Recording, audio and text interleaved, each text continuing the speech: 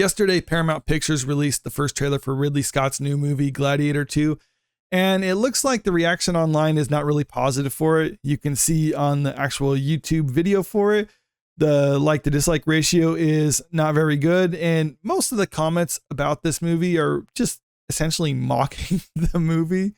The producers, we got Denzel, let's throw a rap song in there to emphasize the Roman Empire. Okay, fair enough. So Denzel is basically portraying Denzel as an ancient Roman.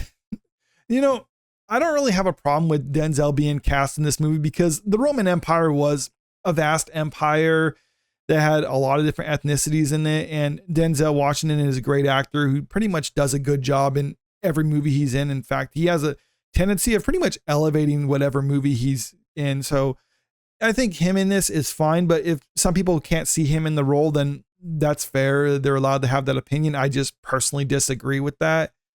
Absolutely nobody Denzel with a New York accent in Rome. My Gladiator. Okay. I understand it might seem strange hearing him talking this accent in his normal accent, but I really don't have a problem with that because what I find funny is in a lot of historical movies, when they're speaking English, they'll speak with British accents. And I never understood why they make them speak in British accents because, like, this is in ancient Rome. They would be speaking Latin, but they're not speaking Latin. They're speaking English, so they don't have to subtitle the whole thing. And if they're going to do that, I think it's probably better if you have a wide variety of English speaking accents, like you have American accents, British ones, Irish ones, Australian ones, you know, just whatever. Because like I said, the Roman Empire was a vast empire. It had a lot of different languages and dialects spoken within it. So I think it makes sense if you have a wide variety of accents in the movie. But still, I think that is a funny comment here. I'll give that one a like. Turning slaves into gladiator, then gladiators into gangsters. Hit the music. Yeah, I think the music choice for the trailer was strange. I don't know why they'd put rap music in it. I think Hans Zimmer's score would have worked better, but you know, they did what they did. Another comment said it best: when Ridley Scott makes a film, the gods flip a coin. That's true, and it seems like last 15 years or so that really hasn't been coming up on his side, which is a shame because when I was growing up, you hear about a Ridley Scott movie, you could just assume that it was going to be a good movie, and that's not really been the case these last 15 years. I'm hoping this one will kind of turn it around, and I think there is a potential here, but I'm just not really holding out hope for it because when I saw the trailer yesterday, I tweeted it out and I said it doesn't look bad. And what I mean by that is if you watch this in a vacuum and it was just supposed to be a spectacle or whatever, if it was just if it wasn't Gladiator 2, but just a movie set within ancient Rome about gladiators, and they were just going all out on the crazy aspect of it, just the spectacle of it, I think that could be enjoyable. Something that comes to mind is the show Spartacus. I actually really enjoyed that show because they were not, I mean, yeah, it was kind of following historical events, but at the same time, it was going off the wall with the action set pieces in it. And I think it worked for that.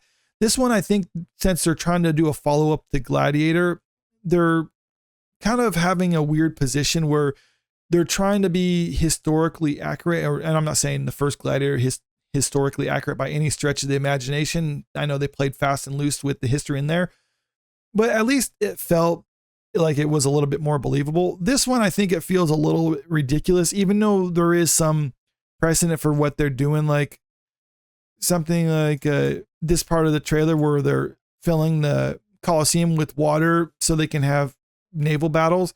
I know I don't think there's records specifically of them doing this, but I know there's like indicators that they could have done this. I just don't know if there's actually specific accounts of this happening, but still, I think it's cool that they're including this, and they're including other things like this part right here where you have more animals. But one of my problems with this is it seems like they're going a little bit over the top with some of the action in this movie. And that's why I'm thinking it leans a little bit more into the spectacle side, but also trying to feel more historically accurate or more historically true. And when you do that, you're kind of in a weird middle ground where if you lean one way or the other, it'd be better. But when you're in this middle ground, it really just kind of pleases no one. And it just kind of seems a little bit ridiculous.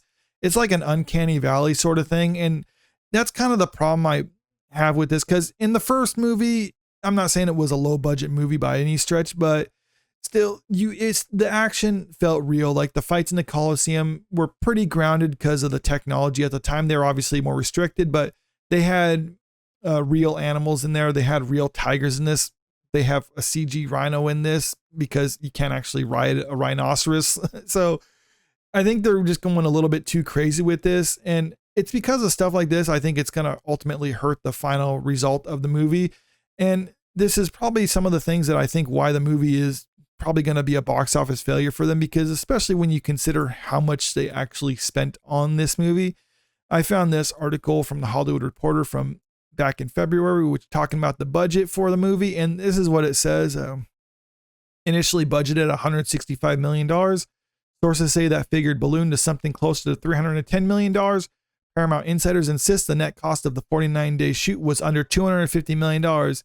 Still, $250 million is not a small amount, especially when it was initially budgeted at $165 million. It's a runaway, says one source. It's not being managed. The strikes account for some of that money. The shutdown starting in July reportedly cost $600,000 a week, or a total of about $10 million. Now, $10 million is not an insignificant amount, but when you compare it to supposedly a budget of $250 million or even $165 million, that's a pretty small drop in the bucket. Until Scott resumed shooting in December, though there were reports he kept cameras rolling during the work stoppage, shooting extras and crowd scenes in Malta, where he built a Coliseum set. But even before the walkouts, Fortuna clearly frowned on the sequel, which stars Paul Mescal as a grown-up Lucius, the young royal in the original who worshipped Russell Crowe's Maximus. A stunt gone wrong in June sent 4 crew members to the hospital with non-life-threatening burn injuries.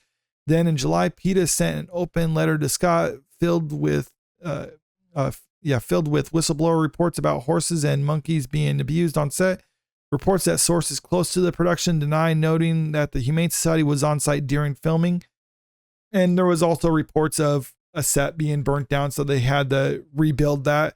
So when you add all this up, this is a movie that probably needs to make around $750 to $800 million in order for it to break even. And I'm just not expecting that to happen, given the reception for the first trailer. Maybe they're going to have subsequent trailers come out that look a lot better, but like I said before, this movie doesn't necessarily look bad. It looks like it could be a fun action movie, but with the way they're going about doing things, I'm just not expecting that much from it, because especially when you think about how Ridley Scott's been doing things the last several years, his movies just kind of seem to be too over the top for their own good.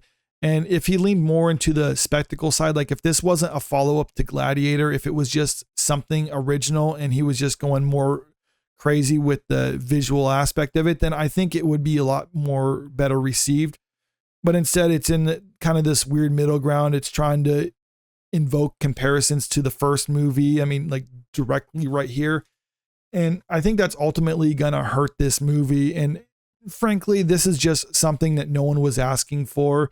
And even though this was kind of in production hell for like the last quarter century about, because they've been wanting to get this movie off the ground since the first movie hit at the box office back in 2000, I just think this is something that they shouldn't even have bothered with, or if they were going to do it, just change some stuff around, change the name and make it its own thing. But instead, you're going to compare it to the original movie. The original movie was fantastic, and this movie is at best is probably just going to be maybe a passable follow-up, but nothing spectacular. But let me know what you think about this in the comment section below. Are you interested in seeing this movie, or are you one of the majority who didn't really care for this trailer for that? And also, if you haven't already, make sure you click that subscribe button if you want to stay up to date with the latest entertainment news. And don't forget to click that like button and share the video, because it really helps out with the channel.